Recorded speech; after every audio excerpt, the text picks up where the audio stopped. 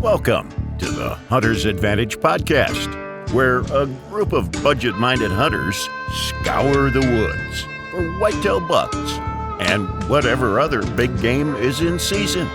Tune in each week to hear the hilarious public and private land hunting stories and mistake-filled lessons learned. We believe that every hunt brings us closer to God and that we exist to share the good news. And now, your hosts, Christian Babcock and Jake Gaylord. Listen, guys, we wouldn't be able to do the podcast if it wasn't for you all. So we just want to say that you guys are greatly appreciated, and thank you for following along each week. And speaking of support, we are partnered with Out on a Limb Manufacturing, and I can tell you from firsthand experience, Matt and Chase are great, down-to-earth guys, and they make some of the best saddle hunting products out there. Whether you're looking for a set of climbing sticks or a mobile, lightweight, hang-on tree stand, or maybe you're even a one-sticker. You mean tree Pilates? Yes, tree Pilates. If you've been to the grocery store or the gas station lately, you know that Uncle Joe is doing his absolute worst to take all your money. That's why we need hunting gear that lasts year after year. And trust me, I've been rocking the same Out on a Limb Shakar climbing sticks for 4 years and the Ridge Runner 2.0 saddle hunting platform for a few years as well. This gear is built to last. We can confidently say that Out on a Limb is the best bang for your buck. And it's the best gear if you want to deflate a big old buck. Ooh. Make sure you use code HNTA15 at outonalimbmfg.com for 15% off anything on their website. So if you can show them the same support that you guys show us, please go to outonalimbmfg.com and use code HNTA15 for 15% off at checkout. Now let's get back to the podcast. Well, hey everybody, welcome back to the Hunter's Advantage podcast.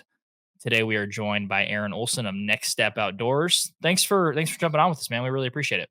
Yeah, man, I'm stoked to be here. Yeah, of course. So 2024 is over, or 2024 is here. 2023 season's over. What how are you feeling? You know, I know you're in Ohio, so your deer season's only been out for like 3 days or something like that. But yeah, how you feeling this deer season? Man, I took it right to the bitter end. I tagged out at the end of November here in Ohio, but I was trying to kill does for the entire late season and never put one in the freezer. Those things, they're just as hard to kill as a mature buck sometimes, I tell you. But yeah, I've only been done hunting for about a week now. That's crazy. Missing it right now, or you kind of glad it's over?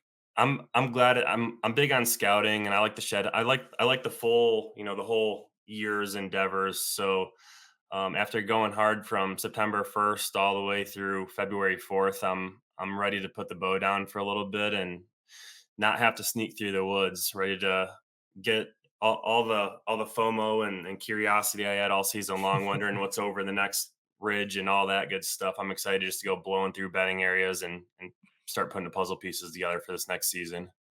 Yeah, it was crazy. I was looking at your one of your Instagram stories, and it was, yeah, like you said, a little over a week ago, and I saw you out in the woods. It's like, dude, February hunting, especially in the north, I don't know how people do it. One, it's bitter cold, and two, by that time, if you travel hunt like a lot of us do, and you start early September, it's like, dude, it's like a 6-month ordeal. Yeah. And I used to tell my wife, it's only 1 month. Like, it's middle of October to the middle of November. Couldn't have lied anymore on that. Yeah, luckily I got an amazing wife, and yeah, it's been a long grind though, for sure. Yeah. Is she in the next room when you said that? Because you kind of said that first part of the sentence extra loud, so I'm just Yeah, wondering if you hear that, honey? Yeah. You're the best. Yeah. Yep. That's awesome. Did you guys watch the Super Bowl? I assume you did. I didn't. You didn't? Yeah. No. Against my will. I mean, I don't know if it's against your will, but okay. Then we can just move on. Never mind. No, I want to hear it. Now you got me interested. I was wanting to get your guys' take on it, because in my mind, I don't think the Chiefs should have won it. But also, I mean, I really didn't care in the grand scheme of things, but after seeing Christian McCaffrey play, which is the 49ers running back, I was really pulling for him at the end. You don't think the Chiefs should have won? I mean, I don't know. I just don't like them. I'll be honest. I think they're overrated. Because everybody from Oklahoma likes them? I mean, there's that portion of it, and then also that the NFL shows Taylor Swift more than, like, the offensive lineman that Yeah. actually plays for the team, so that gets old too. Did you see I'm sure you guys saw the memes of Travis Kelce screaming at his coach. Those were like, I kid you not, it wasn't even halftime, and I saw like 100 of 'em. Like, all my favorite archery pages were Yep. posting them. Like, dude, that was crazy. That one, I that was probably the craziest moment of the or the Super Bowl for me. It was a good game, though. I give props to those people for jumping on those memes because they're quick. They're way wittier than I am. Oh my gosh. Yeah, that's fair, man. My favorite are the Ranch Fairy memes. Those Piss ones, missile. those dude, the ones are the best. Those are the best. The piss missile memes, yeah. Yeah. So, Aaron, where'd your season start this year? Like, if you had to, where was the kind of the chapter one of this year's season? Yep. So I started out in North Dakota this year, which it opens the beginning. I don't know if it's the first or the second or the third, somewhere in there. But I went out there blind to hunt with, I got invited to hunt with the Whitetail DNA crew. I don't know if you know Alex Comstock and those guys. I've heard of them, yeah. Sam Soholt and a couple, there was a pretty good group of guys. So I went out there blind. Some of those guys had hunted in that area before, and I just kind of showed up on the fly. Those guys all left after day 5, and I stayed until I think I killed on day 14. So Damn. I was solo out there for the better part of the trip. Dude, Jake, that's your worst nightmare. A 7-day solo trip. I hate solo, dude. That's one thing that I was getting pissed at Christian about this year because he was very blessed this season. He had 3 bucks down before I think November It was all in October, yeah. 14th. Oh, okay. Yeah, So three it in was three in all October, yeah. So we usually go on our like annual vacation or whatever that we take every single year on my favorite part of Oklahoma to hunt. And you know, usually when you're down there, you probably know how it is. As soon as day, 4 or 5 hits and you don't see a damn thing, you need that next person to like keep your spirits up, build the morale, and quite frankly, like take the lid off the basket. Because I know if I don't kill, hopefully someone back at camp did, and then the old saying, someone's got to get the killing started. Well, the group I was with, I don't know, 2 or 3 of them was already tagged out, and then one of them, you guys might know him by Peyton, but he's a big duck hunter. And the whole time we were there at camp, he was like, "Man, I'm wanting to get back, to Veneta. My other buddy has a lot of ducks on this pond." And the whole time I'm thinking, like, dude, this is not what I want to hear. We don't need people to start leaving. We need people to, try to like nut up and get it done. And so it was just a struggle trying to like not only make me stay, but also my company stay. And I don't know. I don't know where I'm going with this, but long story short, I give you props. Thank you. Yeah. Well, if Christian shoots $3 in October next season and you need somebody to come hunt the best part of Oklahoma with you, you go ahead The and give me a best call. part. I don't know if it's the best part, but it is definitely the most rewarding. That's the thing. It like, I don't know what Jake hates worse, hunting alone or giving a honey hole away. I mean, I think he'd rather hunt alone. I'm right there Yeah. with you. That's funny. So you hunted, I'm assuming whitetail in North Dakota? Yeah. What? Yeah, it was all whitetail. So is that a draw? Is that a draw or is it over the No, counter that's there? all. It's over the counter there. And have you done, like, previous to this, have you done many of the kind of solo DIY hunts by yourself? Like, So because I'm interested how people stay 5, 6, 7 days by themselves and yeah, keep themselves not only entertained but in the game. yeah. So I've done some solo hunts before. I guess last year my early season trip was 100% solo, but that was 8 or 9 days, which is still a really long time. This was definitely the longest trip I'd ever done. And like, I don't know how closely you guys like know my story. So I basically quit my job, not this past October, but the year before, to pursue building my channel full time. So really this is my first like early season that I haven't had to go back to work. So my go back to 2022, I went on an early season trip to Nebraska, and that was kind of like I burned up all the PTO that I had banked up at my corporate job, got back from Nebraska and resigned basically, and quit my job. So this was the first time I kind of had a limited time to hunt, which is why I was out there so long.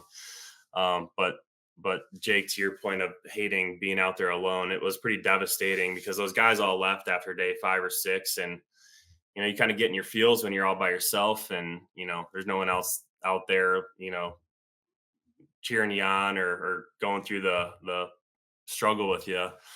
And I got a chance at a buck on the very next day, ended up shoulder hitting him. And it was just like a complete roller coaster because it was like, all right, here's my chance. I'm going to be able to shoot this buck, go home to my 5-week-old son at the time. I left my wife with a 4-week-old son and, was gone for You're still alive? Yeah. That's awesome. She's the best. Yeah. There you go. No, she really is. But I think the thing, if I was struggling really bad, I probably just would have went home. The thing that kept me going was I was consistently having encounters almost every hunt. That time of year, the deer are so predictable, they're so patternable. And the buck that I ended up killing, I think I killed him on the 6th encounter that I had with him, which is like I've never in my entire life had that many encounters with the same buck, let alone, in a 2-week window. So it was pretty neat. That's crazy. Were you hunting like I know there's several different regions of the Dakotas, but you got the Badlands, you got different. Is it big ag country, farm? Like Yeah. what Yeah, kind it of was country? big. It was big ag. So it's like these tiny little woodlots, and I can't even remember all the ag that was out there. I mean, there's a lot of beans. There's a lot of what the heck was it? It's gonna drive me nuts. We don't grow it here in Ohio, so it was like the first time I'd ever been around it. But and then there's I think like potatoes or something. Potatoes, Man, it's gonna drive me nuts. Milo, millet. No, it was all That's gonna dried make it up when they worse. were harvesting it. I don't know. But anyways, yeah, so it's tiny woodlots and wide open ag basically. So if you can locate these bucks, they have to travel from point A to point B to get to water or food or whatever the case might be. And I mean, you can kind of set up from afar and start working your way in and playing that chess game. And I mean, this buck busted me multiple times and continued on a similar pattern. And I mean, I basically when I arrived in North Dakota, it was like full blown summer still. It was like 110 degrees, and by the time I left, leaves were falling off. The beans turned from green to they're starting to get brown, and starting to get harvested, and they were planting cover crops, and it was like an entire season unfolded right before me. And I was getting worried that if I didn't kill this buck when I did, that I was going to have to start from square one trying to like locate and pattern a buck because things were changing so rapidly at that point. How long were you willing to stay? Like, was 14 your limit, or did you have more Yeah. in you? I wanted to go home before. Honestly, my wife was like, "Don't come home unless you kill," and I was like, "All right." So it was funny because like groups of hunters would come into the camp the whole time, and it was 110 degrees when I got there, and by the time I left, it was getting down into like the mid 30s and low 30s at night, and I was not prepared for that. I had like a summer weight sleeping bag and tent camping. But over the course of that time, groups of hunters would come for a long weekend or whatever, and I'd chat with them in the campground, and they would leave, and a new batch of hunters would come through, and I just stayed the entire time. They probably would have kicked me out of the campground. But I don't know. I honestly don't know what my limit would have been. At some point, I would have went home. But I was definitely getting towards the latter part of my tolerance, I think, for just being out there alone. I heard you mention tent camping. Is that how you do it most of the time? Well, when you're trying to save money, it is. In the past, I used to go like, whoever I was with, we'd get an Airbnb and we'd be chilling with air conditioning and internet and our own bedrooms and stuff like that. This year, I tent camped for two of my three, or two, I guess, two of my four. My longest trips I was tent camping for this year. I tell you, a tent is like an Airbnb if you're sleeping in the front seat of your truck. It might as well 100%. be. So I turkey hunt with a group of guys, and we went up for a bachelor party to Wyoming and South Dakota last May. And the whole time they're like, "Yeah, we're all about." Grady's gonna listen to this, so I'm gonna make fun of him while I'm doing it. But they're like, "We're about mobility." Like I brought my wall tent. They're like, "We don't want to set it up. Like we just like being mobile." I'm like, okay, well, what does that mean? Like hotel or, like tent, small tent, back of the truck? Because if I would have left the wall tent at home, I have a camper shell. I could have slept in my truck the whole week, but I didn't want to unload and reload. So we were sleeping in the front seat of the truck, and the front seat of the truck's like a 45. It's not a flat at all. And it was like 2, 3 nasty, smelly guys in a truck. Ugh. And after like 4 or 5 days of sleeping at 45 degrees, I was like, I'm over this. This is terrible. So I would much rather stay in a tent than do that. But those guys do that all the time. I can't stand. We do that in the summer a little bit, but if you're there for more than a couple of days, you got to have some way to lay flat. I'm 6'5", so the whole sleeping in any part of the car. I drive a SUV for the sole purpose that the interior is long enough for me to lay down, and I got a really nice mattress pad and everything, and I actually like rig it up pretty nice and fold all the seats down. And when I'm traveling out to like North Dakota or anywhere that's longer than an 8-hour drive, I normally break it up and just crash in a rest area, and that's not bad. And I got like a battery powered fan, and like I got a pretty good system down. But the tent, especially after the North Dakota trip, going into my rut trip in Iowa, I mean, I had a heater and a toaster, and I mean, I like pimped out the whole thing. I brought an electric blanket. I didn't end up needing it, but I mean, I was pretty well prepared, and it wasn't ideal. Everyone that was at the campground thought we were nuts, but I mean, it was getting real cold, way below freezing, and I was like sweating at night. So it wasn't the worst thing in the world. Do you ever run into any sketchy situations, I guess, wherever you sleep? Because that's kind of another one of my factors of why I would rather be around, just another guy I know, like Yeah. for instance, Christian as a hunting buddy, is for that security factor. Now, I don't know what he's gonna do. I've seen him shoot a gun. I'm not impressed. I don't know. I just feel like, if you s- go sleep on some like public ground or somewhere, we've had a run in with some pretty sketchy fellas. And then talking about all those rest stops, I mean, I guess depending on where you're at, it could just be a whole rest stop full of truckers. So it might not be that bad, but then you got to deal with lot lizards, I guess. But have you ran into any sketchy encounters? No, I'm pretty careful where I park, to be honest. Like, and that's honestly another reason why I drive the SUV versus a truck that you got to get out and walk around and hop in the back. Like, there was one time where I think it might have been the first time I ever slept in my truck. I parked in like a hotel parking lot, and at like 3 in the morning, and I got a hitch rack on the back with my Yeti and a bow target and a tank of gas or whatever. And this truck pulled up right next to me at like 3 in the morning, and I see the two guys get out, and they're just kind of like just hanging around for a minute. And I snapped out of a sleep and was like, these guys are going to try to steal my cooler, and went in like full fight or flight mode. And since I'm inside the vehicle, I just hopped up to the driver's seat and like pulled out of there and dipped out. And I mean, the guy, I think they were just taking a piss after a long road trip, honestly, and then probably going to climb right back in and do exactly what I was doing right next to me. Um, that was like the only thing, just because I had like the worst, I had like worst case scenario on my mind. But otherwise, like the rest stops I stop at, I mean, there's a bunch of other people just doing the same thing I'm doing. I haven't done any like in a super remote area. Um, and then as far as like the campgrounds, like I've only done a few last year in Nebraska. So, if you think about when hunting season aligns, September, I don't know what day Labor Day is, but Labor Day weekend is like a big, it's usually everybody's like last hurrah of their summer, and then they go back to school and go back to work and whatever else. Well, that's when I'm starting hunting season. So last year I was in this campground in Nebraska, and there was like one other camper in this entire place, and I'm in like a remote part of remote part of Nebraska. I haven't seen a um, like a conservation officer drive through at all. Like, somebody could literally come murder me in my tent, and nobody would. I mean, it would be weeks before somebody found me, I'm sure. And it was honestly a little eerie at times. It was what it was. I don't know what all the different concealed carry laws are and how they cross over for different states, but I need to get mine so I can be packing while I'm out there, feel a little bit more comfortable. But You otherwise, don't like, you don't keep that thing on you? I don't. No, I keep my bow ready and knocked up at all times, and Shoot. I hear a noise and I'm just full draw in my Yeah. Explorer.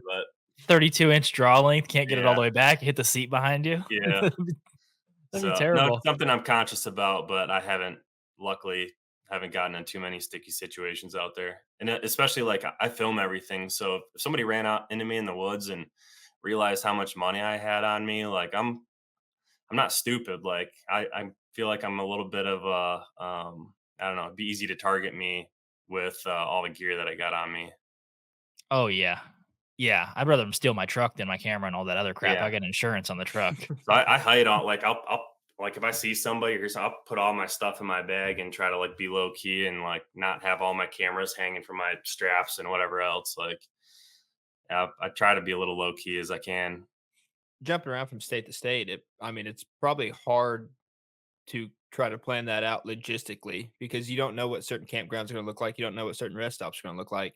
There was one time Christian and I were turkey hunting here in Oklahoma, and we pulled up to this piece of public that I've never been before. I think Christian has been there like one or two more times, but sleeping wise, none of us has really tried to take a nap out there. But we pull up to this spot and it's down this old, kind of like two track. But at the very end, it says Oklahoma Public Lands or whatever, and it was a parking area. Well, it's about, I don't know, we get done roosting this bird probably 2 miles away, or probably about a mile and a half. We get, and by the time we roost it, walk all the way back to the truck. It's, I don't know, it's getting late, probably It's 12:30, pretty late. maybe Yeah. 1 o'clock. And all of a sudden about 8 trucks pull in this private area, and we're thinking what the hell's happening here. But luckily, we have our shotguns and stuff. It's turkey season, so we're not like too sketched out.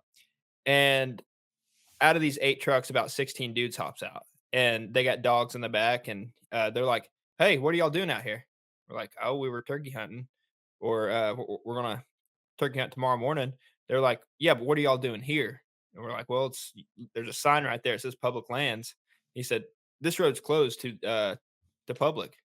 And we couldn't figure out the situation. But long story short, I guess the road that we took in was actually private land somehow, some way. And so I guess over time, that little parking area somehow became landlocked. And I don't know, it was a little sticky situation, but I mean, we got it figured out. Luckily, they didn't do anything, but dadgummit, it was enough to piss me off. That's for sure. Oh, easily. I I was driving back from Colorado this year too, and Lauren was with me. My wife was with me, and she was like, "Oh, it'll be so fun. We'll sleep in the back of your the camper shell, and like it'll be kind of a little bit of an adventure." It's like cool. So we drove halfway. We got to like Amarillo, and we're like almost to Oklahoma, like 5 more hours. And I told her, it's like, all right, it's about time to stop and sleep. Like I'm tapped out. I think I drove like 10 hours. And I pull into like a Love's truck stop. She goes, "Are we getting something to eat?" I was like, "We're sleeping." And she's like, "I am not sleeping right here. Hell no, I'm not sleeping right here." She's like, "Do you know how sketchy trucker?" She watched all the murder documentaries. Yep. So she knows like all the sketchy truckers and all the stuff, how that happens. I was like, "Well, I'm with you. And I got that thing on me. So we'll be all right." She was like, "Do you?" Then she continued like a line of questioning where she was quizzing me if I had ever stayed at a place like this. I was like, "No, no, I only stay at campgrounds, hotels, Airbnbs." And she's like, "You've stayed in a lot of these places before." I was like, "Huh? No, of course I have." But it was funny. I only started getting sketched out when she started getting sketched out. Yeah, I think if I had to sleep in the back of my truck, I'd be more sketched because somebody could come up on you and like you're kind of stuck back there versus just being able to. I mean, I'll just hop up in the driver's seat and tear out of there, you know. And like when I am in certain places, I try to park in a way that like somebody couldn't just block me in. Like even at like when I'm hunting in like just a public land parking lot, I intentionally like park so I could just pull out of there. It'd be pretty hard to like block me in. I don't know why. Just planning for worst case scenario at all times. People are nuts. Yeah, if you got to run a fool over or something like that. So did you grow up hunting mainly in Ohio? And when did you start kind of doing the Yeah. travel hunting other states thing? I know it's pretty popular in the last 5 years, but when did you start doing that? Yeah. So I grew up in northern Michigan and like my hunting career is probably a little different than a lot of people's. Like I struggled. I started bow hunting when I was 12. I don't think I killed my first deer until I was 19. And I wasn't shooting young bucks though. Like I wasn't out there trying to, I wasn't shooting spikes and stuff. But I didn't shoot my first deer till I was 19. I didn't shoot my first buck until I was 25 with a bow. And part of that is I played college basketball, and a lot of my time got wrapped up in that. But where I grew up deer hunting is like low deer density. I think my first bow season, the contributing factors of a low deer density, like super low in the area that my family's property was. I grew up hunting. It was in the like tuberculosis zone, and the DNR like wiped out the deer population. So it took it from like already low to like non-existent. And I'm pretty sure between that and me just sucking as a deer hunter, I didn't see a single deer my whole first deer season. I don't know why I honestly kept hunting. So I like really struggled. So I see all these people, they start hunting and they just start shooting, 2.5 year old basket racks and, like just off to the races. Like that wasn't my experience. But hunted Michigan enough, or Northern Michigan enough to all of a sudden finally to figure out like, oh, you can I figured out the mobile hunting thing. It's probably when mobile hunting and Onyx kind of both started getting popular. And at that time I was playing college ball in Southern Michigan, where it's more mixed ag. There are good deer. There's a lot of people, a lot of pressure, but there's decent amount of public land. And I stopped hunting up north. I haven't hunted at my family property since, which is like kind of sad, but at the same time, like you got to hunt where the bucks you want to chase are. So that's when I started really doing like the mobile hunting thing and scouting a lot and getting really serious about that. But it was also right around that time where we were like, all right, it was me and like one of my best friends growing up that we spent a lot of time bow hunting together. He's probably the one that kept me in it, to be honest, instead of quitting. Cause I think any sane person after not seeing a single deer their whole first season probably would just hang it up and do something else. But we're like, all right, let's go out of state. Like Michigan is the worst state ever. And I still feel pretty strongly about that. But we went out to, I think the first state we did was Missouri, and we went out there and went shed hunting and kind of scouted out some areas that we were going to go back to the following year. And that would have been, I don't know, probably 2017, 2018. And every year since then, I've done at least one out of state trip. And most of them started being like early September or mid-September, just because it extended my season in Michigan. Michigan's October 1st to January 1st. So anything that like pushed into September, like that's what I was trying to do. Did you have any success in Missouri when you first started, or did it Yeah. take a couple years? So our first year, like I think a lot of states, at least in the Midwest, open up like towards the end of September or beginning of October. I think that's a pretty like typical time. And you guys are in a little bit different area, so maybe you guys don't experience this, but like where we're at and all the surrounding states, it's like there's beans and there's corn, and you watch those giant velvet bucks out in the beans all summer long. And somewhere in mid-September, the beans start to turn yellow. And if there's a good acorn crop, these bucks just disappear. They don't eat, they're not interested in the beans when they're in that kind of in between. And they kind of like vacate. But, we were under the impression that we were going to go out to this giant chunk of public. There's a lot of bean fields, and we were just going to like each pick a spot where we can see, I think the first night I could see like a mile probably in every direction of bean fields from the vantage point that I had. And I was going to pick the buck that I wanted to hunt. And then the next night, just like make the adjustment, go sit over there and, kill them. And went out there, hiked in like a mile and a half, sweating my butt off. And that's when like, it was like the early stages of mobile hunting. So I had like, can't remember what tree stand I had, like a lone wolf, alpha, and then like the triple steps, like the really long ones. So it was like pretty heavy. 40 pounds of tree stands. Yeah, and my camera gears. But like back then it was lightweight, but like compared to what I'm doing now, it's night and day. But long story short, basically get set up and didn't see a single deer, and neither did my buddy. And I was like, oh boy, we're in trouble, So that first trip, I think in a entire week between the two of us, we saw like a dozen deer, and he ended up killing a 2-year-old 7-point towards the end. Like not the type of buck that we planned on, this whole trip based around. So it was pretty humbling. And The next year, I think we went to Nebraska and kind of had a similar experience. I don't think either of us killed. And I think ever since then, we haven't gone on any trips together, but we've done pretty well since then. But it's definitely been a learning curve.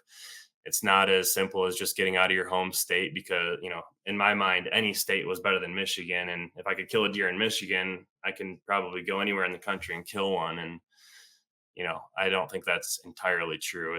Hunting is hard as heck, no matter where you're at. Yeah, when we went to Kansas, I thought there was going to be a big one behind every tree.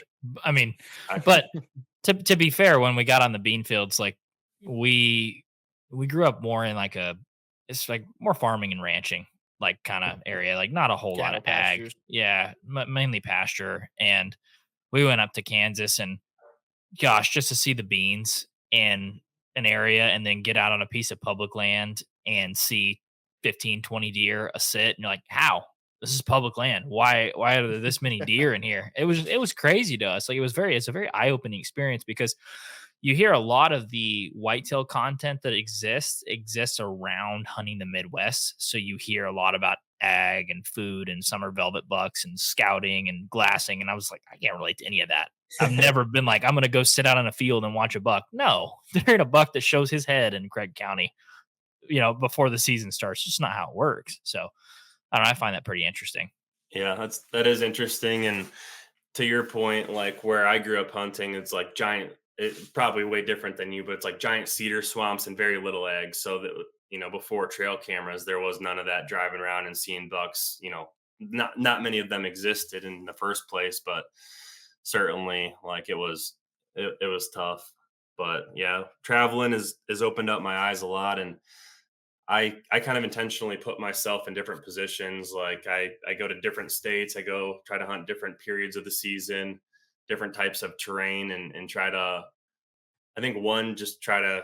My goal is to be an all around good deer hunter or a good bow hunter. Like I think there's something to be said about specializing, and I think some of the people that every year kill giant bucks are a lot of those people are extremely specialized, and maybe it's like they're just killer at hill country, and they really understand how thermals work and how bucks bed and where to set up, but they probably couldn't go do like the river bottom thing, or they're just kind of siloed in, and I think it works for people in people's favor, but that's just not what I'm interested. I kind of like being a jack of all trades, and like no matter what state I'm in, no matter what area I'm in, just drop me in the woods and I'm going to figure it out. And that's kind of like what gets me going.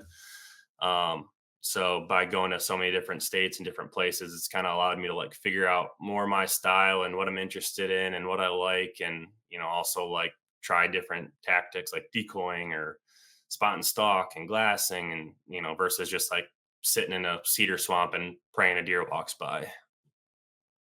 Yeah, I definitely agree with that too. It's like the jack of all trades, master of none. That's kind of where I'm at.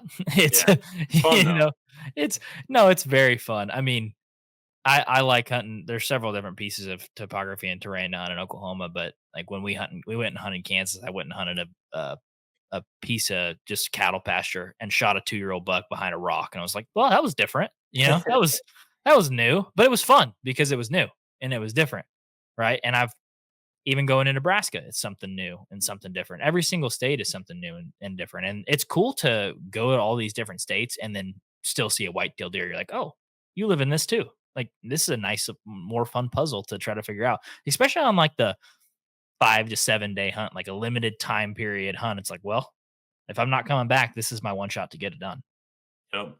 I think a lot of times you got to be super aggressive in those instances. And sometimes you can like, there's tactics to like, I forgot which one of your Instagrams, Jake, I think it was you stuck a deer target, like a bow target out and killed a buck, or was that? Oh yeah. Yeah. Yeah. So like I went out to Kansas, did the decoy thing, and decoyed in some bucks, didn't end up killing one, like past the bucks that came in and whatnot.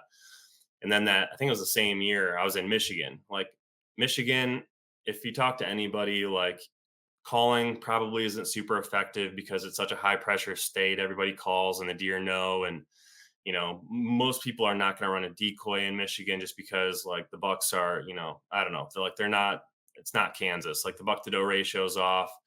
There's not that many mature bucks, and you're probably just going to scare them away.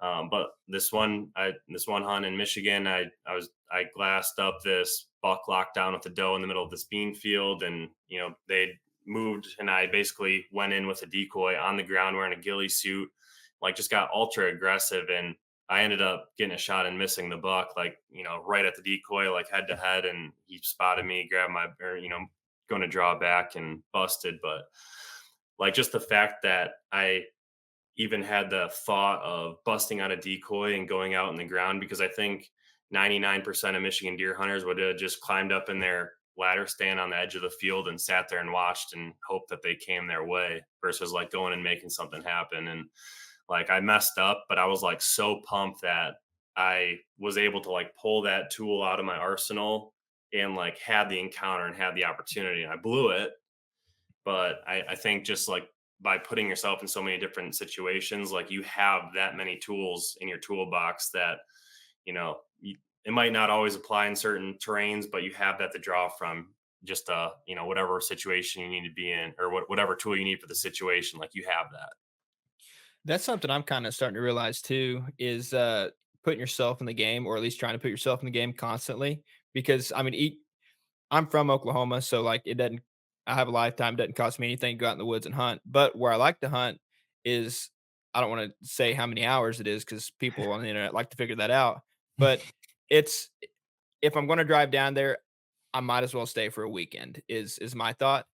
And so, since time is of the essence, what we did in the past is we did our due diligence, summer scouting, and stuff like that. But in the more mountainous terrains, what we figured out is your most recent information you get from the trail cameras. By the time you already get that, more than likely it's too late. There's not any one specific trail that the bucks like to take. It's mainly pines and oaks and all that good stuff. And so you can't really locate them from like a big like monoculture food source like beans or whatever else is out there. So what we kind of figured out is, just because the spot looks good, it's probably not in your best interest to just climb up a tree, sit, wait, and hope you get lucky. And I think that's what kind of put a damper in my plans last year, because I went 5 days and I didn't even see a deer. Not driving the roads, not in a tree, not even walking my stand, I don't think. And then on the sixth day, granted, there was kind of a shift in weather, like it was pretty dang hot, and then we had a big rain come through and it really cooled everything off. And during that rainstorm, I was like, hey, I just want to see a deer. I'm tired of not basically sitting on my hands. Like if I'm gonna sit in this tent, I might as well just go home, is what I'm thinking of it. I'll be more productive that way. So I was like, I'm just gonna walk till I see a deer, and then I'm just gonna sit up right there. And sure enough, I did that. I bumped a buck and a doe. I sat up there the next morning. And for the next 3 mornings in a row, I seen a new buck every single time. And it's like, that was eye opening to me, because it's like, instead of just hoping to get lucky, sometimes, especially if time is of the essence, which I feel like that's 95% of hunters today, because they got a full time job or they got wife and kids to get back to. It's like, you need to put yourself in the game now, and then, worry about screwing it up, come July and August. That's not really going to matter. Yeah, I think you're spot on. Like one of the hunters that I really look up to is Andy May, and he's kind of built a reputation for being super efficient on some of these like 2, 3, 4 day trips and killing some pretty good bucks that way. And he's got a lot more years of experience doing this thing than I have. But I think that there's two things that he does that, I mean, like exactly illustrate your point. Like I think he's either trying to utilize glass to like observe and make adjustments, like do an observation sit, or he's like going in on the ground, like trying to still hunt, almost like scout, like sneak scout into the good stuff and like get him into position where he's in the game, whether he's bumping a buck or you might scout your way into just the hottest sign that you can't ignore. It's like, all right, this is where I need to be, versus just picking the edge of a field somewhere and setting up there, or just guessing and picking a random funnel. Like I think you're a lot better off making sure you're actually spending the time you do have in a spot that's worth being, because otherwise you're just playing the lottery otherwise. Well, you see people all the time. I had a recurve draw hunt and I was going in with a couple guys, and there was like 200 people that drew out for this hunt, and it was only a weekend, so it was like 2.5 days, and you saw it every time I go back to the camp and talk to people at the fire. It's like I'm like, "Gee, well, did you see any deer?" And people would say, "No." Like, "Well, did you move?" "No." "I'm just gonna give it another day." It's like, "Hey, brother, this is a 2-day hunt. If you don't see a deer all day, take your crap and move." And people were like, "No, I brought in a ladder stand. It's too heavy. I don't want to move it. I don't want to do this." I shot a buck. They gave me another tag for another buck because it was a draw hunt, so they can do that. And they I went the whole next day where I'd shot that buck, didn't see a single deer. And my guys that I were hunting with, they were like, "Are you moving?" It's like, "Yeah." They're like, "Why? You already shot a buck there." I said, "Because I didn't see a deer all day." It's like, I'm not going to sit here and I'm not here for my health. If I'm sleeping in the back of my truck, it's cold, I'm wet. If and my air mattress had a hole in it that time. So I was like, I'm not here for my health. I'm here to kill a deer. So I went, moved like 3/4 of a mile, got in there, the weather turned, and I saw like 3 bucks, and I had one 30 yards on the ground, my recurve that was bigger than the one that I shot. And people were like, "Oh my God, how'd you see so many deer?" It's like, because I'm not going to sit here. There's nothing worse than sitting in the stand and knowing I shouldn't be here. I should be somewhere else. I should be in a different You spot, might as well you go know? home. But it's the worst. Like, all right, 5 more hours, I can go back and get something to eat. If you're in the stand thinking about, oh, I can't wait to get something to eat because I haven't seen a deer and I'm not going to, it's like, you might as well get down and walk around. At least Yep. put yourself in the game. Dude, I think what you just said though is like a lot of those guys brought on a ladder stand or whatever the case might be. Like that's why I'm super passionate about like being as dialed and as efficient as possible with your mobile setup because I was that guy when the first probably 10 years of hunting. There was times where we would go to Menards, which is I don't know if you guys have those. It's like a I've Home heard it. Depot, and they carry tree stands and stuff. And this time of year after hunting season, they put all that stuff on like 60% off, and we would just go clean out these stores so that way. We'd hang 15 tree stands and sticks all across these properties so we could move around but have all these presets. But what would happen is you'd sit one and you'd see this buck at 100 yards and well that's the closest tree stand I got, so I'm going to sit there again tomorrow. You see the same thing happening, and like I would never kill any deer. So like by getting mobile and just being super efficient, like it eliminates a lot of that friction where it's like it's nothing for me to climb down and move. And I mean it is something because I have so much damn camera gear that's honestly the biggest pain in the butt.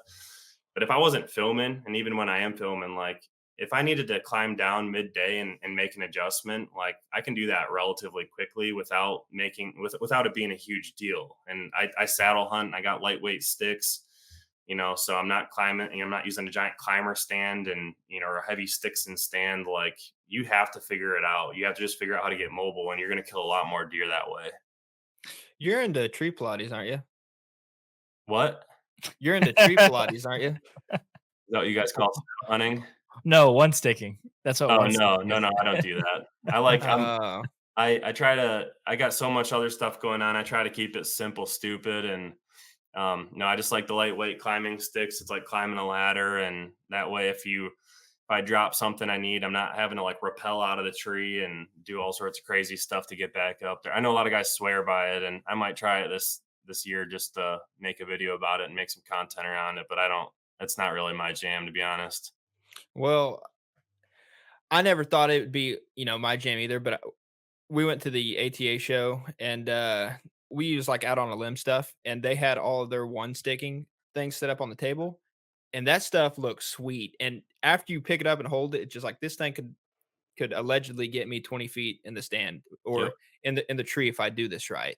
And you're sitting there holding it and thinking about, I mean, granted, the sticks and the platform, like it isn't that big of a deal, but a few years back, I guess before it got like super popular, we had a buddy that was into the one sticking. I don't know what brand he had or whatever, but he was giving us a little tutorial on it. And I swear to God, his feet went over his head, reaching back for his stick. And I'm thinking, you got me messed up if you think I'm going to do that in a tree and do it quietly. So that's kind of where we term the name Tree Pilates. That's funny. Yeah, that's not my jam. I mean, I think if the sticks were heavier, these like right now I'm running Latitude Outdoors, like they're carbon sticks. They're like 19 ounces each. So for those, and my platform is like, I don't know, 7 pounds or 8 pounds or something like that. Like that's nothing.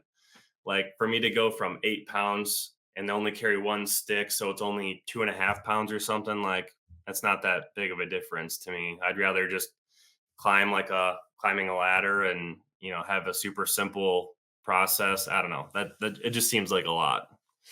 But We've I'm sure it's super. I'm sure it's awesome, and you can get, if you wanted to go 100 feet high up a tree, you could with it. Yeah, you just gotta have enough rope.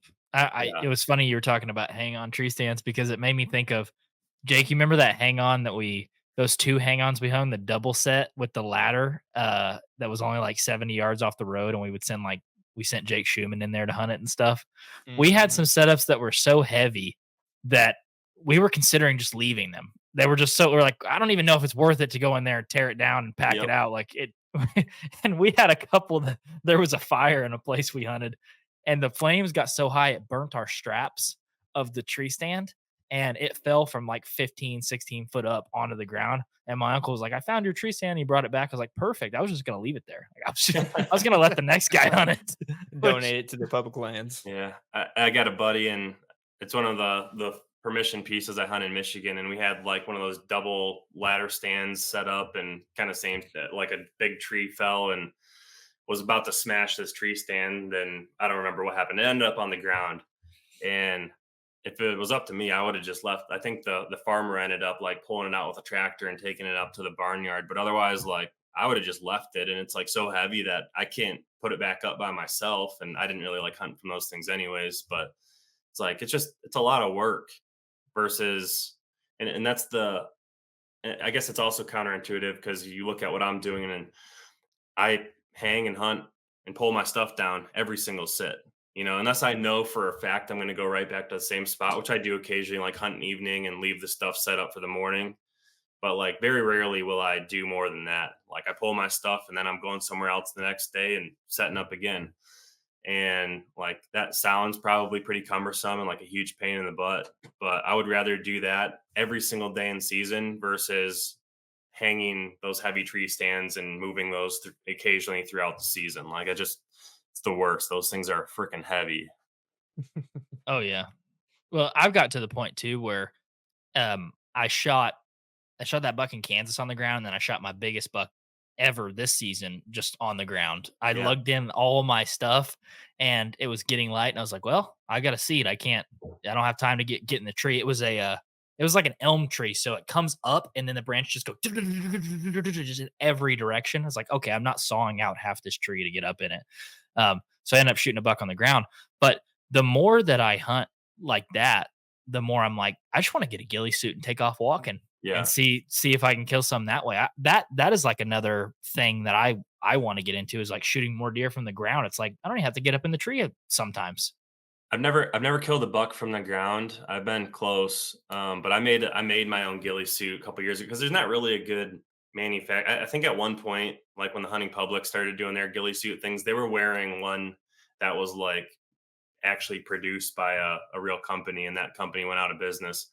And I tried buying them like, used and all this. I couldn't find them. So I made my own, and which is kind of a cumbersome process, but it turned out really nice. And, I was able to like customize it however I wanted. But I can just like, there was a time I was out in North Dakota a few years ago, and I was like trying to sneak up to where these bucks were bedding, and I got caught on the side of this hillside, and it was just like, it wasn't even tall grass. It was just like, I don't know, 12 or 18-inch grass. And I just like laid into this hillside, and this doe walked like within 10 feet of me.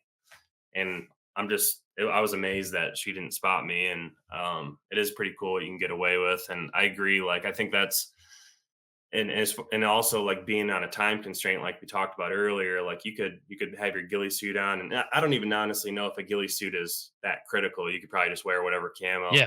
but just kind of sneaking around and like scouting and just putting yourself in position to actually get opportunities at deer. Definitely something I want to do a lot more of. And so while I'm saddle hunting, I feel like I have a lot more freedom to do that because I don't have such a blocky profile from when you were like, what do you guys run? You run stands or saddles, or what do you guys do? We do saddle. Yeah. Okay. So like even when, if you have a climber stand, you got this big box profile, it's getting caught on everything. Like same thing, like when I was running tree stands and some longer sticks, like, you're ducking through stuff and it's catching on branches. Like when you're saddle hunting, everything fits within the profile of your shoulders and, you're wearing your saddle or whether you pack that in or not. Um, I feel like I'm a lot more likely to set up on the ground that way because when I was carrying a heavy tree stand, it's like, well, I carried it in here. I feel obligated to use it.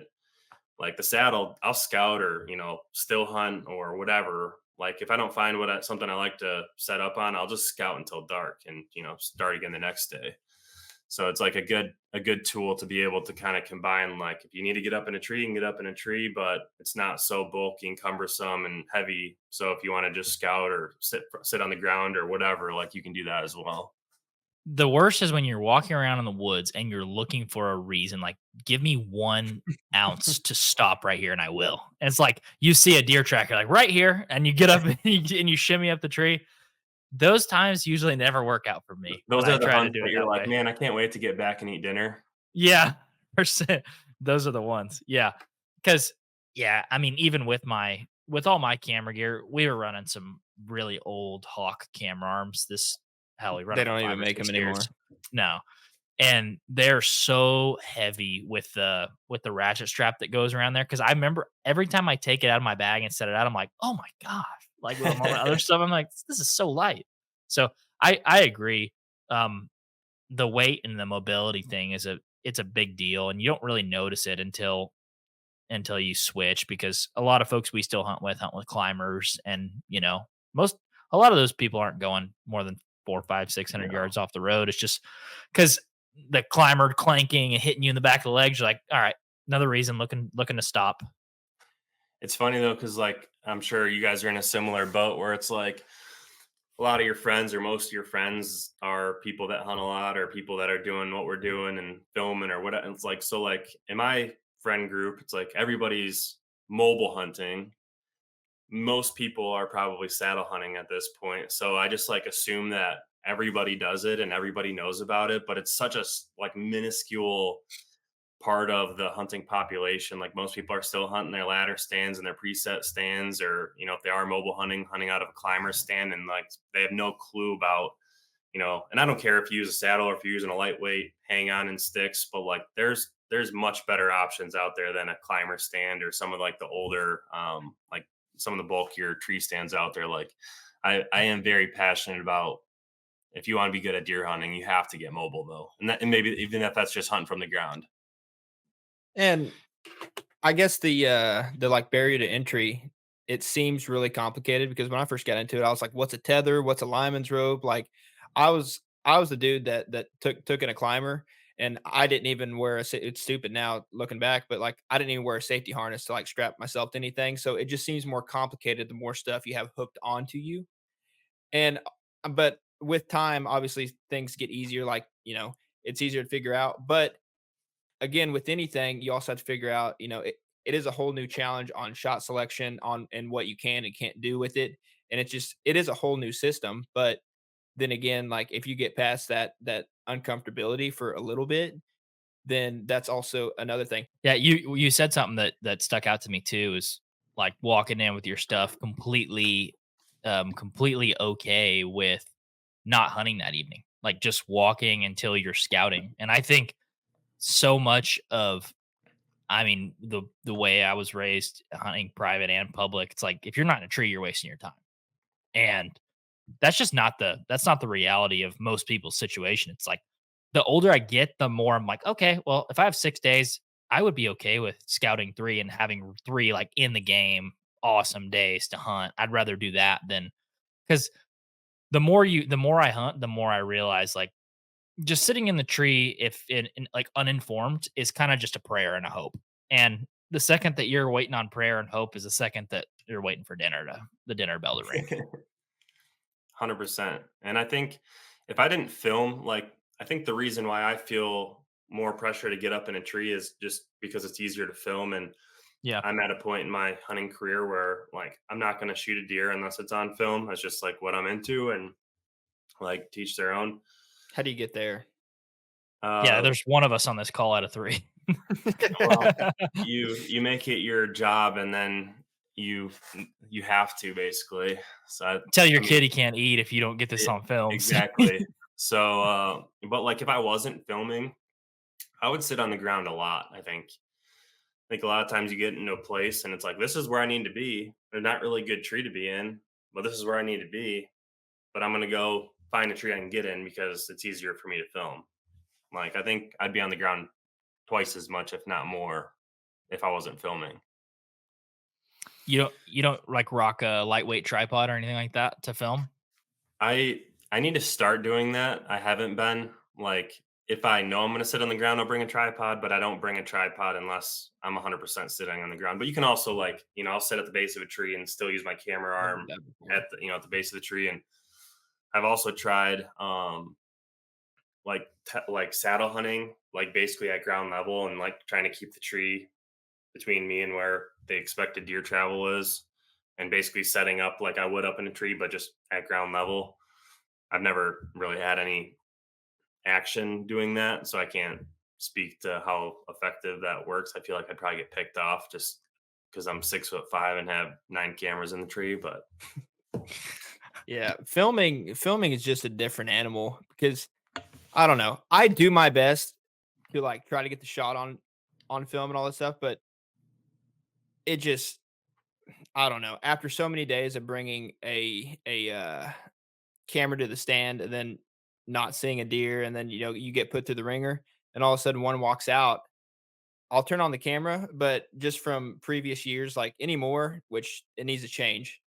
The camera is like has always been a side, almost like a side mission to me. You know what I mean? Because at first I see a deer, I want to shoot this deer, and um, there's just been so many times in the past where the camera's gotten in the way. Like the last 3 years, I think I've blown 2 bucks by trying to mess with the camera, and then this one I shot this year, like it finally worked out, but I flicked on the camera and I didn't even look at it. I just hit the record button and my what was it? The exposure was all the way turned down. So it looks like it's midnight when I'm shooting this deer, but it just happens. And then even when you do get halfway decent footage, you always have those people on YouTube or TikTok or whatever saying this is such crappy footage. Just talking crap on it. It's like, dude, I filmed this myself and shot the deer. So my apologies if it doesn't look like Drury Outdoors 4K footage on this thing. dude, it's self filming is so hard. I mean, you basically are like killing the deer twice. You got to shoot it with the camera, and then shoot it with the bow. And I'm right there with you. Like camera saved a lot of deer because they're walking and trying to keep them in frame and then range them, and they keep walking, and you're trying to move the camera, then range again, and then get drawn back. Like it's a lot. So I mean, there's no good answer for it. There's one of my college basketball teammates started this company. I don't know if you've seen Painted Arrow. They make like the Mag Pro. It's like a magnetic mount on your Oh stabilizer. yeah. Like this is a magnet right here, and it just slaps on there, and it's kind of like a POV of like your bow. So like at least that way, like because our phones are all 4K nowadays for the most part. But he's crushing it. Like THP has their own signature version of it, and I mean I was just out at the Great American Outdoor Show, and like every time I'd stop by his booth, there'd be just a crowd of people around him and people buying them and stuff because everybody wants to film their hunts, but not everybody wants to carry professional camera gear out there, have a camera arm, and do exactly what you're talking about, like trying to keep them in frame and all that. Because it's one thing just to video deer and see what's going on, but like to actually capture the moment of truth is so freaking hard, man. Like I for as long as I've been filming and for how many deer I've shot, like very few of them, not very few, but a much smaller percentage actually get the shot on camera, even though I'm trying as best as I can. Because you kind of zoom out and anticipate where they're going to stop, and they don't, bat, and they keep walking, and you Mhm. shoot them, and they're out of frame. And I mean, I just do the best I can, but That's yeah, all you can do at the it's end of the day. it's so freaking hard, man. I was gonna say this year was outside of just like jumping in tree with some buddies occasionally. This my rut trip to Iowa was my first trip with like actual paid cameraman, and that was presented all the challenges of their own. Trying to get two guys in a tree, out on public land, trying to find a tree that two guys can get into, and then we're both up there in their saddles, and I can't even tell you how many cameras we had going, but trying to figure all that out was, I mean, it was nice to only have to worry about shooting the deer when there was deer, but it's complicated too. It doesn't make it much easier.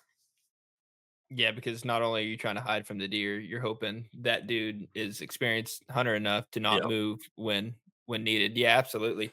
That's something I have a problem with because Christian knows he almost hates sitting with me anymore because if he's tagged out and I'm not tagged out, I'm like he's not taking this serious. So if he ever moves, I'm like quit moving, quit moving. I don't know. I get in a bad headspace sometimes about that if I hunt with people. Is this That's like a why I'm, common thing where Christians tagged out before you? I Are mean, you reading the writing on the wall? Yeah. I mean, how many times has he said it? I'm just kidding. I mean, luck has blessed him. That's all I'm gonna say. Is he a better hunter? Absolutely not. He just got lucky. I love it. God just keeps hitting me. God keeps hitting these home runs. Uh, I was gonna say like that's why running multiple cameras and even though there's another complexity to running like a second camera or a third camera. Like I found what works for me the best is running like a big camera, right? So ultra high quality Sony 4K, running that like a DSL or a mirrorless camera, and then running like you can run a GoPro on your head. Like that's a POV shot all the time, no matter what. Even if a deer runs by completely out of frame, you're like, no worries, click, I got him. And I also run a GoPro 360. So it's like I know anything 360 around me is going to be on camera too. And then on top of that, I run a remote. So, and that remote's connected to both GoPros. So I just click record on my wrist and I know this shot is getting somewhere. Like I'm getting it somewhere. So deer comes sprinting in, can't grab the big camera, you can get it. Cause I had that happen this year in Texas. I drew back on a buck he's walking into a decoy, and my big camera gets him like 75% of the way. And then he just steps out of the frame. I'm like, oh crap. But my 360 was above me and thankfully it got it. But there's ways, but then you think about it like I'm out here hunting, trying to shoot a buck with a bow, range him, and I have 3 cameras. Like, is this a little too complicated? Yeah. 2 is probably a little more manageable, but Yeah. Yeah, I'm yeah, right there with you. I run a 360 camera. I would love to run my Sony mirrorless as like my primary camera, but I don't know. I can't wrap my head around trying to zoom and focus and stuff one-handed, like holding my bow and trying to do that stuff with deer close. So I run my Sony A7 III as like my B cam, like on me. So it's like what I'm talking to, like the whole time. I'm just like talking to the camera and it's on me. And then I run like a Sony AX700 like camcorder that's like I can control just a remote, just like a thumb. I can zoom and focus and everything just with one thumb. And it's like it's not quite the same as like mirrorless quality in my opinion, and I can't do some of the cinematic things, which I do a lot of those like B-roll shots with my camera, and then I hang it back up. But and then I got my 360 camera. Sometimes I'll also run a GoPro, and I was the latter part of the season. I was trying to help my buddy out and get some footage of me killing a deer like on the Mag Pro on my phone too. So like at one point I had like 5 cameras going in the tree with me, and it's like this is a little stupid, but I don't know. I think it's fun, and for some people it'd probably take the enjoyment out of it. I will say there's been times like specific moments. I remember one particular. I sat all day. This buck came cruising through at like 12 o'clock on the dot, and it was like my first experience with like a midday cruiser. Like I've heard people talk about it on podcasts and how they come scent checking these doe bedding areas, and I thought I had a really good setup, and I literally watched these does bed down in the morning, and all day I saw these does bedding, and like they were all like right around me, and I'm like, I'm gonna see a buck. And sure enough, noon comes, this buck comes cruising by. I passed him. At the time, he was the biggest buck I'd ever passed, which was like a 2-year-old 7 point. He wasn't even that big, but I was like jacked at the time that I passed him. But the whole time I'm videoing it, got some really cool footage. And at the end, I was like, wow, I experienced that entire thing through the like viewfinder of my camera. And it kind of like bugged me a little bit because it's like this super cool thing just happened and I didn't even watch it. I was watching through my camera. But the counter to that is now that's like cemented in time forever because I can go back and watch that video forever. Like I can show you guys that video and again, it wasn't anything that miraculous at the time. It was pretty cool. But that's the trade-off is I can watch that forever now and I can show people forever now. But I don't know, it did probably take away from some of the experience in the moment. And Mhm. that's just something you got to be okay with if you're going to be filming your hunts. Yeah, that's for sure. So I'm interested to hear about this Iowa hunt you were talking about, like what we talking about at the beginning of the podcast. What ended up happening with that? Because when you hear people talking about Iowa, it's, oh, I waited 5 or 6 years to hunt Iowa. A lot of people, if they're going to wait that long, are willing to go an outfitted route to shoot a big buck. But Yep. in that, I hear public land increase, obviously use. So what was that experience like? Yeah. So this last year I planned on drawing Kansas. I went to So Kansas. did we. Yeah. I We planned on did. going, or I went to Kansas, I think 3 years ago and honestly had a really poor experience. Like, didn't see a lot of deer. I got the full draw on one big one, but like did not see a lot of bucks. It just wasn't that great. Took my dad out there for his first big out of state trip and he didn't have a great experience. But we wanted to go back and, kind of get redemption and whatever. So we planned on drawing last year, didn't. So at that point, I was scrambling and didn't really. I try to do one out of state rut trip every year, just again to kind of push myself out of my comfort zone and just like that's what gets me excited is traveling around and hunting in the rut. So I was like, well, I got a couple points for Iowa, and I started looking at draw odds, and there was a handful of units that I could draw. So it's like, okay, do I pick one of the less desirable units and just hope that they're as good as the primo units? I think a lot of the difference in some of these units is the amount of access there is. Like, there's not a lot of public in Iowa overall, but especially in some of these units that are not the super sought after ones. Like, there's not a lot of access. So I did a bunch of research, figured out some that I think I'd for sure draw and put in for those ones. I ended up drawing, and I think they posted the results like the beginning of July. So I just bombed out there like middle of July and figured I'd scout, put up some cameras, and like go into it with like some type of intel. I didn't want to go in completely blind. Well, there was like poison ivy that was waist high, Oh like no. just seas of it. It was honestly like I've gotten a lot of these early season trips I've been on. I've gotten poison ivy so bad. Like every year I get it, and um, I've kind of got to the point where that's just one thing I'm not willing to do to chase deer is just get covered in poison ivy. Like I don't know, it's just one of those things. So there's a lot of times where I'd pick a place out on the map and I'd get going to it, and it's like there is no way to get to this unless I'm walking through like no joke, like thigh high patches of poison ivy in all directions. So I'd back out and whatever. So anyway, I did some scouting. It wasn't super productive. I just like sweated and managed to not get covered in ticks somehow. Camped for that one too, and that was just hot and miserable.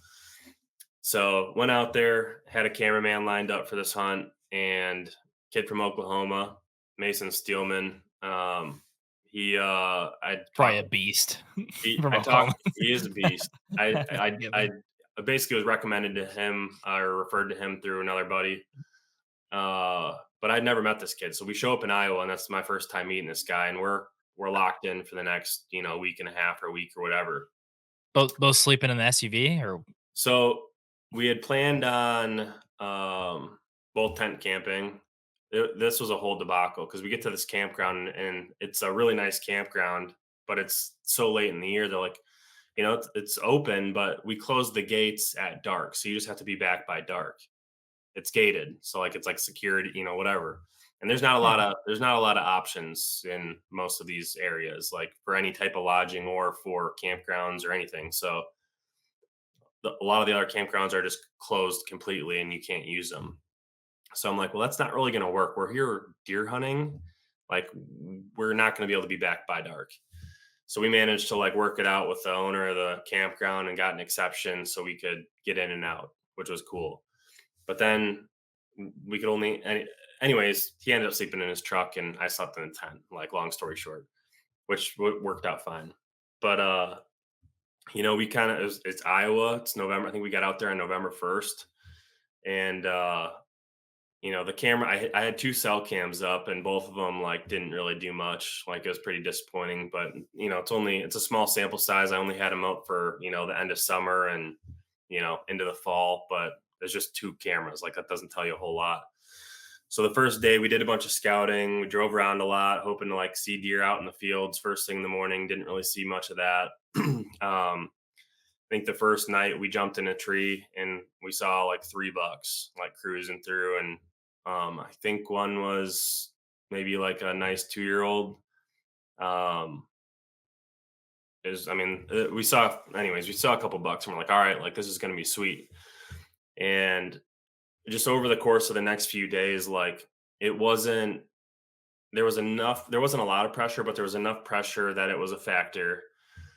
And we weren't just seeing tons of deer. Like it wasn't a place where you could just walk into and like deer were being deer and it was just a matter of like sitting there long enough. Like we kind of struggled to like really put puzzle pieces together and figure this thing out. So by day, like I want to say middle of day 3, we were like, all right, man, we gotta figure something out and like start building some momentum.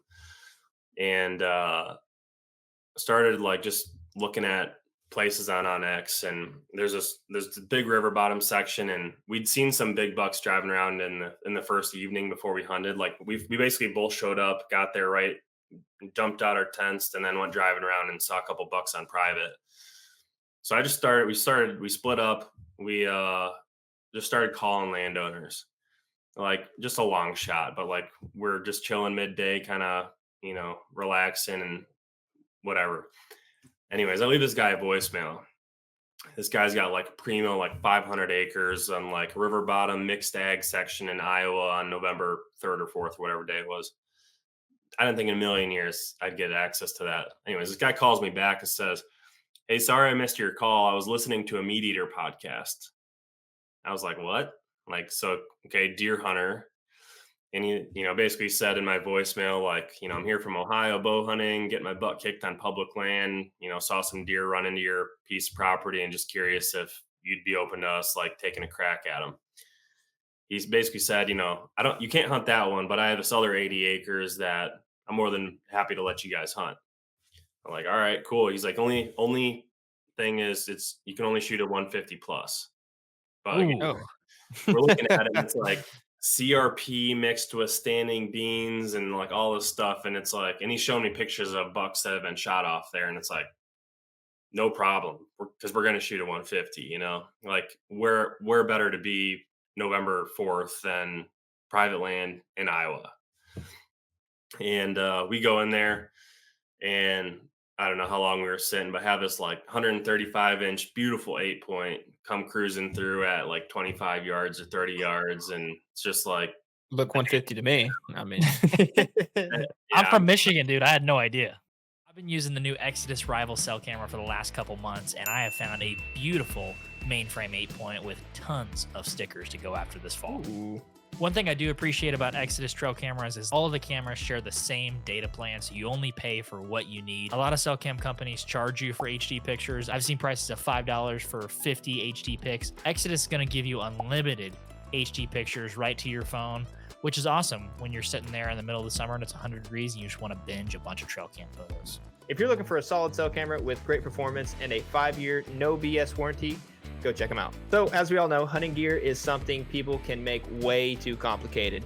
Arrows can be the exact same way. Instead of going down all those rabbit holes trying to sift through the endless information that's online and you're not really sure if it's right or wrong, Exodus makes it simple to get the right arrow for your exact setup. So go online to the Exodus Arrow Builder. It takes less than a minute. You're going to enter your draw weight, your draw length, and how heavy of a point you're shooting.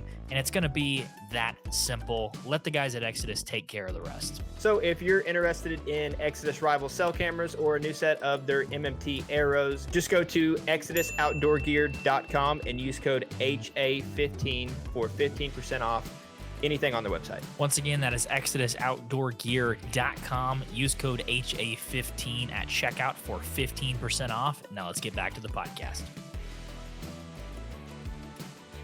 Well, like real talk though, like I'm from Michigan and a mid-30s buck is like, I've hunted long enough and I've hunted a lot of places, and no matter where you're at, that's a good buck. Oh, Oh, yeah. So I'm absolutely. like, I didn't grab my bow, but I was like, damn, that was a nice buck. Ended up having like probably one of the top 3 sits of my entire life. Just like bucks cruising and chasing and deer bombing in and out and lots of action and bow range. Probably like a mid 40s 9-point right at last light. And previous to that, so like we saw that 8-point, he left and ended up coming back later that night and he just like hung out right in bow range for forever. And my cameraman, we were in separate trees just because they were leaning really weird and we couldn't figure out how to get in the same one. So he's just laying down this like silky footage and he's leaning over like, shoot him, because we got like so much epic footage of this buck now. And I'm like, no, I'm not gonna like I'm gonna do the right thing here. Like this guy's given us a cool opportunity. He didn't have to. Like I'm gonna honor that.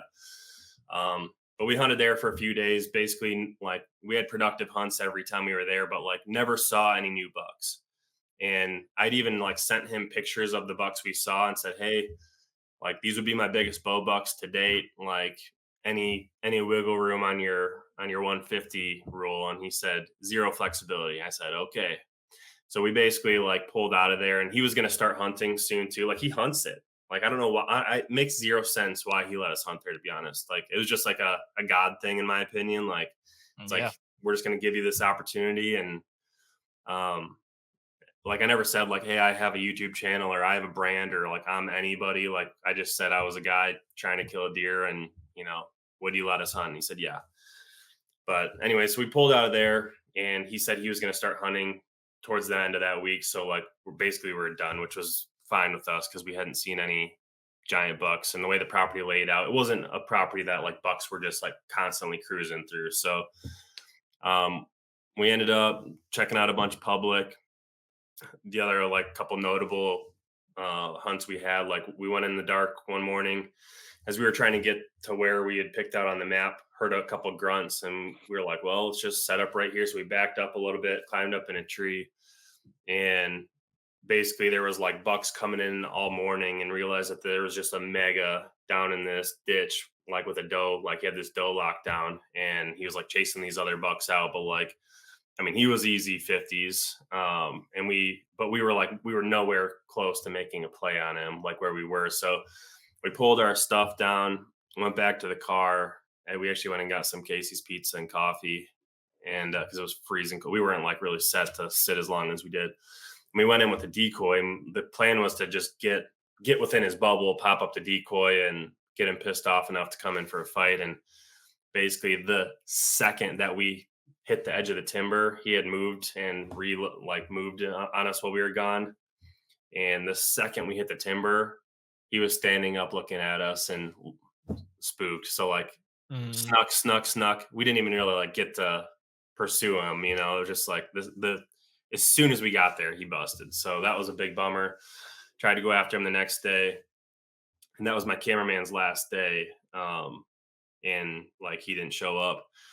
So kind of we were scouting, trying to find a spot to sit that afternoon, which would have been his last hunt. Get a call from a landowner where we had door knocked and left our number on the door. And kind of same thing as the first one. He said, no, we got people, my son hunts it. He's going to be back from college this weekend. And, like, sorry. And, my cameraman was the one on the phone, and I was going to give him a lot of props if we killed on this hunt, because ended up talking to this landowner into letting us have one hunt, just one hunt. That's all we want. Like it's our last day. He let us go out there, and like beautiful, like 140-inch 10-point lockdown on a doe, like all within 100 yards for like an hour, and just he would not leave this doe. And things kind of came to a close, but we got to watch another just like beautiful buck all night. And then cameraman left, and next morning I ended up going to the very first spot we scouted the very first morning because it looked like a good spot when we scouted it. Climbed up in a tree and killed a buck at like 9:30 in the morning, just cruising through. And he's not exactly what I went to Iowa for. I mean, just like Let's go. That's my like it. Kansas buck. yeah, like he's no giant Iowa buck that I had envisioned, but that was probably going to be my last day regardless. And like he might as well have been a 150 to me. I mean, public land, like it was day 10 of the hunt. And like I killed that buck, and after I found him, I watched him go down. So it was like, it couldn't have been better aside from him being 150 inches. But I just like sat against a tree and just like really soaked in the moment, which I very rarely do. I'm always in such a rush when I kill a buck to like just take pictures and get him gutted and get him out of the woods and, get packed up and go home. Like I took a long time to soak it all in, and I loved it. So I'm most proud of that buck out of the 3 bucks that I killed this season, even though it's the smallest of the 3. Like I don't know, really just worked, one of those hunts where you want to go home and you stay, and, things worked out. But yeah, so to wrap all that up, my Iowa experience in the moment, it didn't seem that great. In hindsight, we actually did have quite a bit of action and saw quite a few bucks and had a lot of good encounters. And I don't know what my recommendation would be. I'm more than likely going to be holding out for the primo units now, which, probably another freaking decade before I'll hunt Iowa again for that reason now, with point creep and everything else. But I was kind of hoping I'd get in one of these less, like a unit that'd be easier to draw and have a super good experience and be able to go hunt it every few years, a lot more frequent. But I don't know, just I didn't quite feel as optimistic being in that unit versus some of the other ones that I've like shed hunted in the past, and I think would probably be a little more productive. Man, anytime you can say I went and saw 130s, 140s, 150s and come home with a buck, that's That's about you all I didn't can get ask any better. for. Yeah, seriously. 100%. Yeah, that's awesome. Aaron, I wanted to kind of close and talk about this for a little bit. So I saw a really interesting on your video on your channel. I think it was a couple weeks ago, and I watched it. I think it was like 8 or 9 minutes, and it was you talking about quitting your job, which you did in 2022. I'm sure that you're going state to state, making hundreds of thousands of dollars, hunting full time, and just having the time of your life, right? Since you quit your job. Yeah, exactly. Something like that. That's yeah. Well, that's what everybody thinks when you're if you get to hunt for full time, right? You're murdering in every single way. You're living an absolute life. But I mean, in all reality, since you have done that, and you said it was late 2022, right? Yep. How has it actually been for you? Like, I know you gave up a 6-figure job to hunt, which shows, I don't know, it's a lot of stones and a lot of passion, man. But life doesn't Yeah. run on passion, so I'm happy with I'm excited for you. Yeah, I appreciate that. No, dude, it's been quite the journey, and every day is uncharted territory for me. This is not you know, just having a YouTube channel and doing just all of this, like there's no guide for it. There's no like career path that you can just tap into and know that if you do these steps, you'd make this much money, or if you have this size following, you charge these companies this. Like it's all one super steep learning curve. Um, so like in the beginning, like I wasn't making much money. I was making some money, and was basically just living off of savings. And it was either like, I'm going to need to start making real money doing this, or I'm going to have to go back to work because we're going to run out of money. And I'm married. I didn't have a kid at the time that I quit, but my wife had a very, like, we basically started trying around the time I quit my job. So I was like, "Are you sure you don't want to wait another year?" And my wife's like, "Nope, we're having a kid now." Um, but I don't know. It's just one of those things, man, where I knew that if I never took this chance and bet on myself, I'd regret it for the rest of my life. Like a corporate job is always going to be there. I can always get back into, I was in sales. Like I can always go get another sales job, or, whatever. Like there's always going to be a job waiting for me if I wanted. And I'd have to work my way back up to the level I was at. But this is my dream. This is what I wanted to do. I've been working towards it for a long time, but it was just really hard to make the like quantum, I don't know, make the serious growth in my personal brand while working this demanding sales job. I knew like I wasn't gonna be able to do both at the same time, and do both effectively. So at a certain point, like I was like, I just got to make the jump and figure it out. And here we are, like 18 months later, and I still haven't went back to corporate America. So I think we're out of the woods with it. But I've had a lot of support from a lot of awesome people. Got me connected with a lot of awesome brands, and just like super humbled that people seem to like a lot of the videos that I post for whatever reason. And I mean, it's just cool to be able to like do what you like to do. Like I was talking to somebody about it, and if my goal was just to set out and make a ton of money, because you could do that, you could just go make a bunch of money and spend all that on hunting land and hunting stuff and like have hunt at a really high level. Like I probably wouldn't pick to do what I'm doing in the hunting space because it's so seasonal. It's a very small market. Supposedly hunter numbers are going down every year, although I'm not sure that's actually the case. But like this is this is probably not. I'd probably do like health and fitness or personal development or like pick a different niche that's a lot more broad and relevant through the whole year. But there's nothing that I would rather consume all of my time and energy in than deer hunting. Like I'm just ate up with it, and that's what we're doing. So yeah, man, it's been a cool journey, and like it's got me connected with a lot of awesome people, and I feel like I'm just still scratching the surface on where this whole thing goes. So I'm just gonna try to keep traveling and keep hunting, and hopefully people keep enjoying videos that I post, and it adds value to their life, and this thing just goes on for forever. Yeah, for sure. So, what's next on the docket for you? Are you going to be doing any turkey hunting or shed hunting? Yeah, all the above. So I'm working on the video that I'm about to post this next week is gonna basically like set out. I've been really trying to work hard to like set out my deer season. Like I turkey hunt, I do some of these other things, but like deer season is what I'm basing everything around. So Yeah, that's like what put picking, hairs on your chest, right? yep. So like picking the states that I'm gonna hunt for next year and then like reverse engineering that to like, okay, what actions do I need to start taking right now to make it so I can punch as many of these tags as possible and be successful come fall.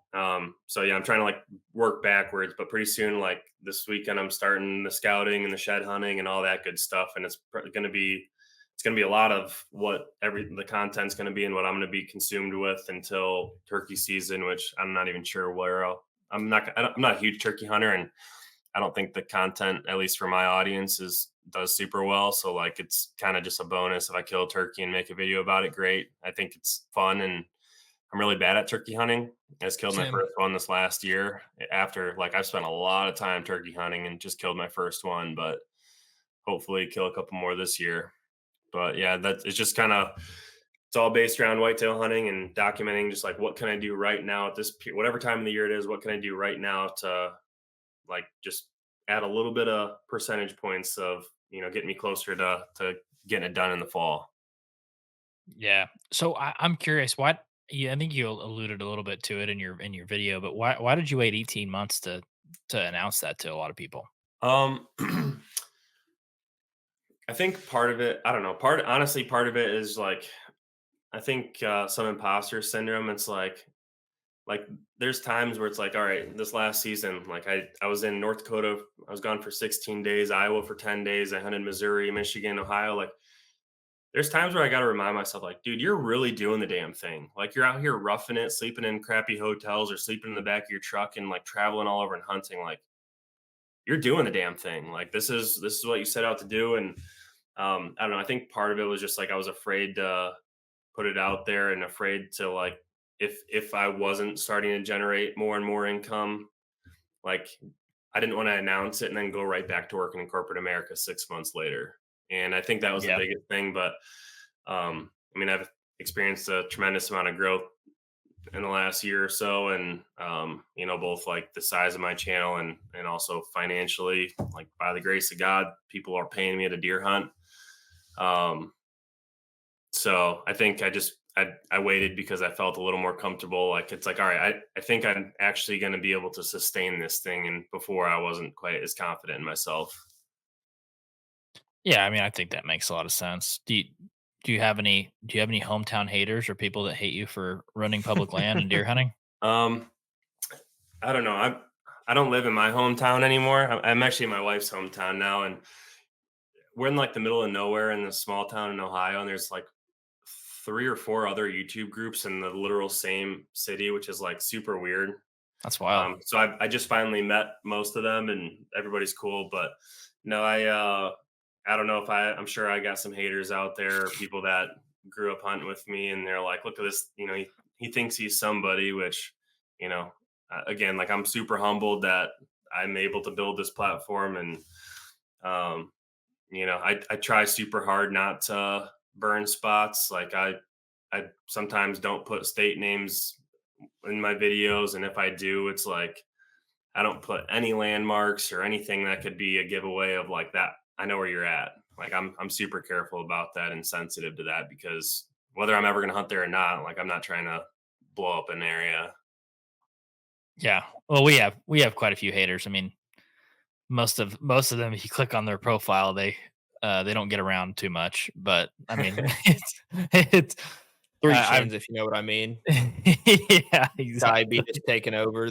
They're fighting for their only remaining foot. Those type of people. But yeah, if you put yourself together, Christian.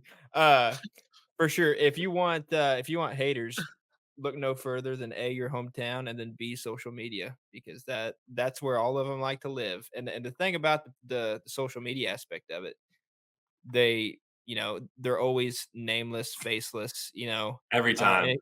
And if you do click on them, you have one of these and about 3 more of these, if you know what, dude, it's awful. I'm a horrible person. You're gonna figure that out I, sooner than later. I don't know, but I used to take every negative comment really personally and immediately go to their profile and want to comment like attacking Yeah. something about them. And I've since backed off a little bit, and sometimes I'll On just your make like, personal, that's when you create an alt account and then go yeah, do it. I'll just make like a your mom joke. Or like somebody's like, "Why are you even making videos about this?" And I'll be like, "Because your mom likes to watch them." And like I just make stupid Yeah. petty comments like that. But yeah, it's you have to be pretty miserable person to like everyone's scrolling on social media all day long. I couldn't tell you the last time I stopped because I saw something I didn't like and like let them know that. Like I just keep swiping. Mm. Like it's pretty easy to do. Like you got to be somebody's got piss in your Wheaties to like want to stop and comment. And I'm sure you guys experience it too. Like I have the same person will comment on like 6 videos, something negative, but like like they're really watching these videos, and it's like, Oh, yeah. you got a problem with them? Why you keep watching my stuff, dude? Oh, ours is the Reaper. That's his name. The Reaper. Yeah, and it's profile picture of the Grim Reaper, and you're just like, "Okay, dude." I thought it Mom, was bathroom. I thought it was user 186966432 on TikTok. It's always one It of those it guys. could be. Well, that's me. Nameless, faceless. That's you? Yeah. Oh my god, nameless, faceless people. Oh, it's so funny. The worst part of Oh. worst kind of keyboard warriors, you can't even own it, you know? No, yeah, I at least respect people that like use their own face. It's like I click on him, I'm like, dude. Like we had one guy that was like, we were talking about this buck named Mr. Next Year, and some guy commented and he said, you can't save a buck for next year. And I clicked on his profile and there was like a 25-inch buck, which is fine. I don't care if you do shoot a buck like that. I've done that before too. But he was like, you can't save a buck for next year. And I click on his profile. I was like, well, your profile picture is exact reason why you can't save one for next year. I agree with you. Oh, it's so funny though. I really enjoy it anymore. It's so fun to read. And then they comment back and it just drives your engagement up, and they don't realize that they're actually helping the algorithm promote your video to more That is people. true. So The thank you, worst thing, haters. though, yeah, the worst thing I don't like anymore, they can say nasty stuff, it doesn't bother me, but the thing that bothers me is when they leave, like, oh, what's the word for it? Like a passive insult where they're not, like, saying "F you" or anything like that, it's just like, "Hey," and they say something very descriptive, but they don't use punctuations, and it's a paragraph, and so, I try to read it, and then I get pissed by the end of it that I spent that much time trying to read it, and so that's the thing I'm going through right now. Like who has enough time that sits there and writes a paragraph on somebody's YouTube video? Like Yeah. you gotta be in a real low place in life. But then Well, again, this kind of what we signed up for, in all honesty. 100%. if you're not ready for criticism, don't ever get on social Yeah. media. But I'm it's funny because you go to the events and stuff, like you go to ATA or you go to TAC or you're like, where are all these people that hate me? I have not seen one of them. Like none of them are like, hey, you're a prick, by the way. I just wanted to tell you in person. Yeah, they It's like, never okay. leave their mom's basement. Eh, That's awesome. well, regardless, just know that whether it means anything to you, we are behind you. We are, fully support what you're doing, and man, we love it. Dude, I appreciate that big time. If you guys ever want to link up, I've been trying to work my way down south. Do you guys have like a later rut, or is it just middle of November? No, it's still No. early mid-November. Yeah, for the And most I'm part. trying to creep into some of those like December ruts, January ruts. So So you're trying to So, chase those little deer down south. I don't, mhm, hey, if they're rutting, little deer down south, that's fine by me. I can tell you one thing: Oklahoma is the last place I want to be come late season, and that's just personal preference. But that's kind of what me and Christian talked about not too long ago. Is we're wanting to start trying to hunt the more Midwest states towards the end, just try to target all that food source Yeah. because around here, like where we have private in Northeast, or at least where I have private in Northeast, you can't you couldn't buy a deer out there unless it's like a doe or a little forkhorn. And then you go to the more mountainous areas, and it's like I barely see deer during the rut. So what makes me think I'm going to try to pick out a good food source down there? And I don't know. I'm just not going to freeze my butt off unless I can actually see some deer to keep me motivated. Thus, maybe a few still standing beans or something like that come late season. Yeah, dude. Well, let's connect on something like that because I got a little experience on some late season hunts out of state now, so I got some insight for you. Heck yeah. That'll work. Do you shoot tack or anything like that? Yeah, I'll be going to PA and Michigan this year, and possibly the one in Utah. Utah. We'll That's a see. Is that the trip. one that has the ski lifts that they take up? I don't know. The one in Michigan has ski lifts. Hmm. I've only ever been to the one in Michigan, so I don't know. Yeah, I've only been on the one in Oklahoma, so I horrible at this. Yeah, it would be fun to link up sometime somewhere. I don't know. We'll figure it out. Preferably with a bow in the hand. Yeah. Yeah. Yes. Yes, please. Yes. If I'm gonna travel, I might as well have a bow in the hand. Yep. That's how I look at it. Well, cool, man. Well, we appreciate you doing this. Obviously, we're gonna stay connected and try to do something. But for our folks that are listening that kind of want to keep up with all the stuff that you got going on, where's the best place for them to do that? YouTube, Next Step Outdoors. I'll be posting weekly videos, and I'm pretty engaged down there, just like posting updates throughout the week. Instagram, Facebook, all that good stuff's just at Next Step Outdoors. And I mean, Instagram is probably where I'm the most active. I'm working. I got to get my TikTok game up a little bit, as much as I hate that stupid app. But yeah, Next Step Outdoors. I love to follow you. Talk hunting. Feel free to shoot me a DM. I really like connecting with people and actually like talking to them and seeing what you guys kill and seeing what problems you guys are running into, because that's what helps me figure out what kind of content to make for you. Yeah, of course. Well, cool.